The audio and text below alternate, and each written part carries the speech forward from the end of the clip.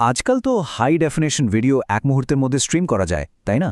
কিন্তু ভাবুন তো, এমন একটা সময়ের কথা যখন রেডিও তরঙ্গের মাধ্যমে একটা আবঝা স্থির ছবি পাঠানোই ছিল একটা বিরাট ব্যাপার। আজ আমরা স্লো স্ক্যান টেলিভিশন বা এসএসটিভি এর সেই অসাধারণ প্রযুক্তির গভীরে যাব।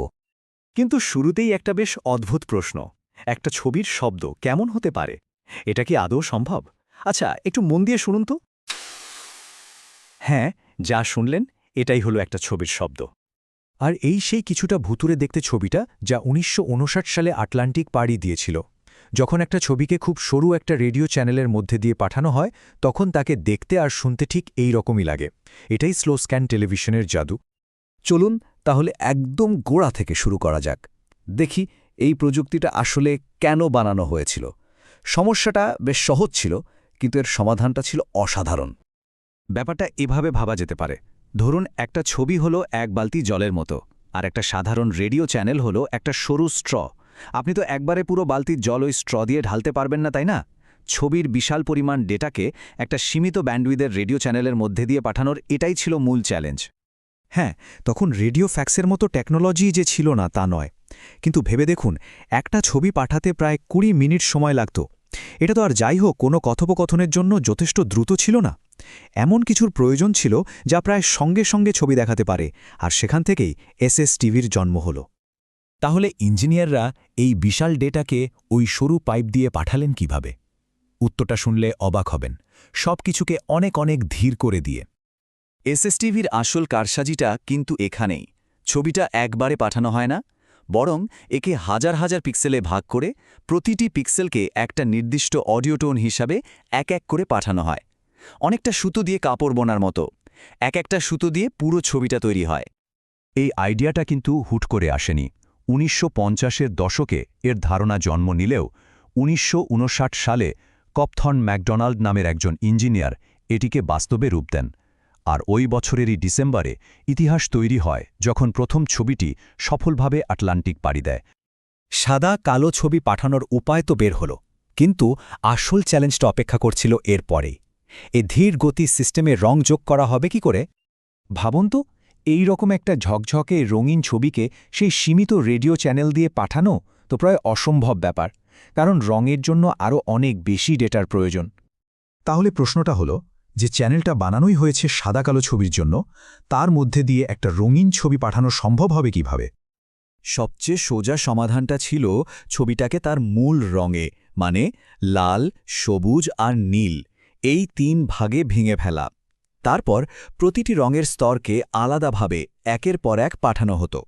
রিসিভার প্রান্তে এই ৩টি স্তরকে আবার একসাথে জুড়ে দিলেই রঙিন ছবি তৈরি হয়ে যেত। খুবই সহজ, কিন্তু অনেক সময় লাগত। কিন্তু ইঞ্জিনিয়াররা একটা দারুণ চালাকি করলেন। তারা আমাদের শরীরবিজ্ঞানের একটা অদ্ভুত ফ্যাক্টকে কাজে লাগালেন। দেখা গেল আমাদের চোখ অন্য যে কোনো রঙের চেয়ে সবুজ রঙের উজ্জ্বলতার প্রতি অনেক বেশি সংবেদনশীল। এই ফর্মুলাটা একটু দেখুন। এটাকে বলে লুমিনেন্স বা ব্রাইটনেসের ফর্মুলা। একটা জিনিস খেয়াল করেছেন? এখানে জি অর্থাৎ সবুজ রঙের গুণকটা সবচেয়ে বড়। তার মানে হলো আমরা চোখে যে উজ্জ্বলতা দেখি তার প্রায় ৬০% আসে সবুজ রং থেকে। এটা একটা যুগান্তকারী আবিষ্কার ছিল। এই তথ্যের উপর ভিত্তি করে YCRCB নামে একটা নতুন পদ্ধতি তৈরি হল। এটা ৩টা রঙের স্তর পাঠানোর বদলে শুধুমাত্র উজ্জ্বলতার Y সম্পূর্ণ তথ্য আর বাকি দুটো রঙের সামান্য কিছু তথ্য পাঠাত। এতে ছবির গুণমান প্রায় একই থাকত, কিন্তু পাঠানোর সময় প্রায় অর্ধেক হয়ে যেত। মানে গতি আর কোয়ালিটির মধ্যে একটা দারুণ ভারসাম্য। অ্যানালগ সিস্টেমের একটা বড় মাথা ব্যথা ছিল নয়েজ বা গোলমাল। রেডিও সিগন্যাল তো আর সবসময় পরিষ্কারভাবে আসত না। এর সমাধান এলো ডিজিটাল প্রযুক্তির হাত ধরে। পার্থক্যটা খালি চোখে দেখুন একবার। বাঁদিকের অ্যানালগ ছবিটা সামান্য গোলমানের কারণে কতটা ঝাপসা আর অস্পষ্ট হয়ে গেছে, আর ডানদিকে আছে সেই ছবিরই নিখুঁত আসল রূপ। অ্যানালগ ট্রান্সমিশনের এটাই ছিল সবচেয়ে বড় দুর্বলতা। ডিজিটাল এসটিভি বা ডিএসএসটিভির মূল ধারণাটি ছিল একেবারে বৈপ্লবিক। তারা বলল, আমরা আর ছবি পাঠাবই না, আমরা পাঠাবো একটা ডেটা ফাইল। এটা ছিল চিন্তাভাবনার এক বিরাট পরিবর্তন। এই নতুন পদ্ধতিতে ছবিটাকে প্রথমে জেপিজি ফাইলের মতো কম্প্রেস করা হলো। এরপর ফাইলটা ঠিকঠাক পৌঁছেছে কিনা তা পরীক্ষা করার জন্য এরর ডিটেকশন কোড যোগ করা হলো। আর সবচেয়ে গুরুত্বপূর্ণ হল নাসা আর ডিভিডিতে ব্যবহার করা রিড সলোমন কোডের মতো এরর কারেকশন প্রযুক্তি ব্যবহার করা হলো, যা পথের মধ্যে হারিয়ে যাওয়া ডেটাকে নিজে থেকেই ঠিক করে নিতে পারত। ফলাফল প্রতিবার একদম নিখুঁত ছবি। এই ডিজিটাল বিপ্লবের ছোঁয়া লেগে এসএসটিভি স্টেশনগুলোর চেহারাও কিন্তু পুরোপুরি পাল্টে গেল। জটিল হার্ডওয়্যার থেকে ব্যাপারটা চলে এলো সহজলভ্য সফটওয়্যারে। একবার দেখুন পরিবর্তনটা। বাঁদিকে ৮০ দশকের একটা বিশাল জটিল যন্ত্র, আর ডানদিকে আজকের দিনের একটা সাধারণ কম্পিউটার সফটওয়্যার। এখন যে কোনো সাধারণ কম্পিউটারের সাউন্ড কার্ডই একটা শক্তিশালী এসএসটিভি মডেম হিসেবে কাজ করতে পারে। এখন মনে প্রশ্ন আসতেই পারে, তাই না, যে এই হাই স্পিড ইন্টারনেটের যুগে এই রকম একটা ধীর গতির প্রযুক্তির আর কি দরকার? উত্তরটা হলো হ্যাঁ, দরকার আছে। অবাক করা ব্যাপার হল এসএসটিভি আজও অপেশাদার রেডিও উৎসাহীদের মধ্যে অত্যন্ত জনপ্রিয়। তারা বিশ্বজুড়ে একে অপরের সাথে সংযোগ স্থাপন করেন, এমনকি আন্তর্জাতিক মহাকাশ স্টেশন থেকেও মাঝে মাঝে এসএসটিভির মাধ্যমে পৃথিবীতে ছবি পাঠানো হয়।